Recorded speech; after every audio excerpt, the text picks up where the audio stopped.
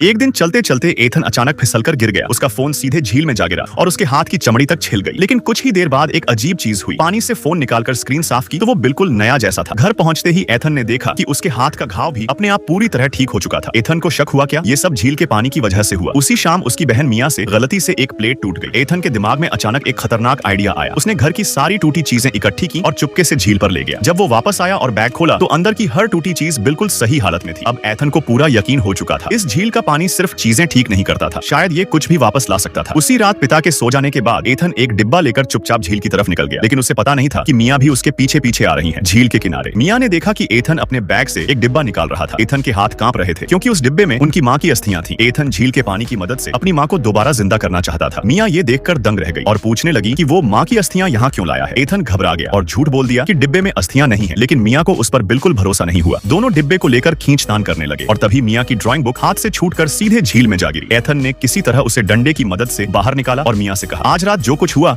उसके बारे में किसी को मत बताना। तभी झील के अंदर से अचानक बुलबुले उठने लगे। एथन समझ गया कि कुछ बहुत गलत होने वाला है। उसने मिया का हाथ पकड़ा और दोनों वहां से भाग निकले। और जैसे ही वो दूर हुए झील का पानी अचानक उबलने लगा। दोनों खिड़की से घर के कमरे में पहुंचे, लेकिन अंदर आते ही मिया ने एथन को रोक दिया। उसकी ड्राइंग बुक में बनी सारी तस्वीरें गायब थीं। एथन के होश उड़ गए। तभी जंगल की तरफ से एक ऐसी डरावनी आवाज आई जैसे कोई उन्हें बुला रहा हो। एथन को समझ आ गया झील ने सिर्फ उसकी ड्राइंग बुक नहीं निगली थी, उसने मिया की बनाई हुई तस्वीरों को अपने अंदर खींच लिया था। अगली सुबह उनके पिता ने बच्चों को जगाया, लेकिन दोनों पहले से जाग रहे थे। मिया डरकर अलमारी के अंदर छिपी हुई थी। पिता ने पूछा कि वो वहां क्यों छिपी है। मिया ने बताया कि रात में किसी ने उनकी खिड़की पर दस्तक दी थी। पिता ने इसे गिलहरी समझकर खिड़की खोली, लेकिन वहां कांच पर अजीब पीले निशान लगे हुए थे। पिता के जाते ही मिया ने एथन से पूछा कि पिछली रात असल में हुआ क्या था। अब पिता को भी शक हो गया कि दोनों उससे कुछ छिपा रहे हैं। उन्होंने एथन को रोककर प्यार से पूछा, आखिर बात क्या है। आखिरकार एथन ने झील का पूरा रहस्य और अपना डर बता दिया। उसे डर था कि मिया की डरावनी ड्राइंग्स कहीं झील से बाहर न आ जाएं। पिता कुछ पल तक चुप रहे, फिर उन्होंने सिर्फ इतना कहा, चलो गाड़ी में बैठो। एथन को लगा कि उसके पिता उसकी बात पर विश्वास ही नहीं कर रहे। लेकिन बच्चों को स्कूल छोड़ने के बाद पिता घर वापस लौटे और जल्दी जल्दी सामान पैक करने लगे। तभी उनकी नजर उस प्लेट पर पड़ी जिसे मिया ने पिछली रात तोड़ा था। प्लेट पूरी तरह ठीक थी। उधर एथन स्कूल बस में बेचैनी से बैठा था। तभी मिया ने खिड़की से बाहर देखा। आसमान में एक रहस्यमयी नीली रोशनी चमक रही थी और अगले ही पल खेत के अंदर से एक विशाल नीला हाथ बाहर निकल आया। लेकिन सबसे डरावनी बात यह थी कि उस हाथ पर वही निशान बने थे जो मिया अपनी ड्राइंग में बनाया करती थी। अब सवाल यह था, क्या मिया की ड्राइंग्स सिर्फ तस्वीरें थी या झील ने उन्हें सच में जिंदा कर दिया।